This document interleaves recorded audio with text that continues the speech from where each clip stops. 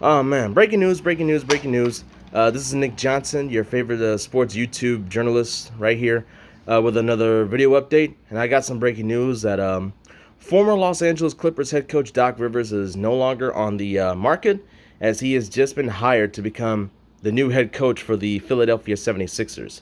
I just checked out this notification on my phone just right after I finished my last video on today's scoring update, as we all know it to be. So, you heard that right. Doc Rivers will become the head coach for the Philadelphia 76ers after it was reported that there was some interest brewing between the two as we speak.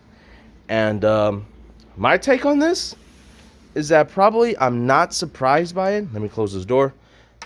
Kind of not surprised by it, given the fact that you got two young stars in Joel Embiid and Ben Simmons that are great defenders, but like need to reach their untapped potential offensively. So I initially thought it was going to be hired, that they were going to actually hire Mike D'Antoni, because I believe they fit that system well in Philadelphia in terms of reaching their untapped potential offensively, and knowing Joel Embiid, when healthy, can be a really good contributor on offense, as we all know exactly what he can do defensively when healthy. Let's play the when healthy game, because he always gets hurt. And Ben Simmons, as great as he is, he just needs to work on that jump shot. That perimeter jump shot is his Achilles heel. He just really needs to work on that.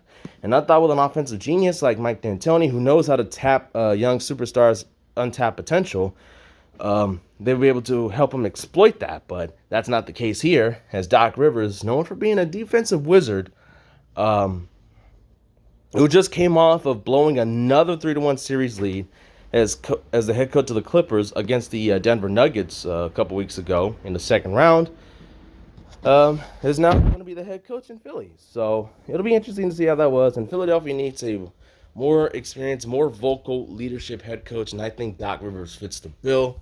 As we all know about him, he recently won an NBA title as 2 decades ago, almost, well, rather over a decade ago, as a head coach of the Boston Celtics in 2008.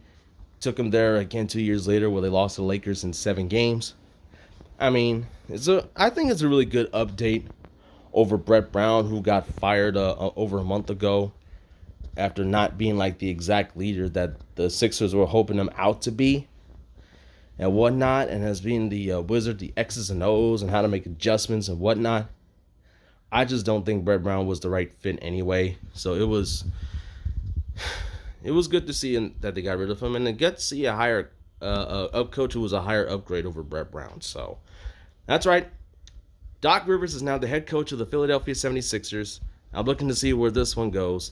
And also, yesterday in the NFL, the Baltimore Ravens have given young All-Pro cornerback Marlon Humphreys a 5-year extension worth over $98 million. So that's $2 million short of the 100 max deal that the Los Angeles Rams given former All-Pro corner Jalen Ramsey before the season started. So it's a well-deserved extension for Humphreys, for a defense who didn't really show up against the Kansas City Chiefs this past Monday, but is still an elite secondary to consider about knowing what they did last season and up to this point. So yeah, congrats to Marlon Humphreys.